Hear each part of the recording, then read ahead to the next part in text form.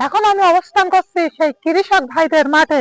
দেখতে পাচ্ছেন ধানে অনেক ক্ষতি হয়ে গেছে, আর এই ক্ষতির কারণে কিন্তু ওদের চাউল ডাউল কিন্তু ইতিতেই ইনকাম হয়।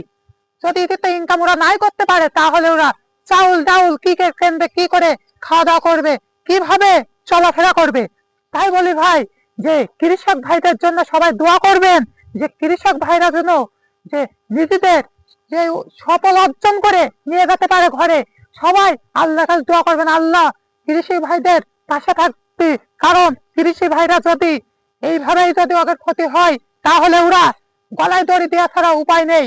এইভাবে যদি ক্ষতি হয়, এই পানি হওয়ার কারণে ধান কাটতে পারছে না, ধান ওকে ধানের পরে সব, এই ধান যদি না ঘরে নিয়ে যেতে পারে, তাহলে ওরা খাওয়া দাওয়া পোশাক কিংবা ঈদ পালন হয় সেই ঈদও করতে পারবে না। কারণ ঈদের থেকে কিন্তু সেই হয় সেই ধান, আর এই ধানের থেকে কিন্তু টাকা হয়। কারণ এই টাকা যদি ওরা না পায়, তাহলে ধান করে কি লাভ? তাই বলি ভাই, ভিডিওটা শেয়ার করে লাইক করে পাশে থাকবেন। ছুটিপুরের রহস্যই সব সময় থাকবেন। আসসালামু আলাইকুম।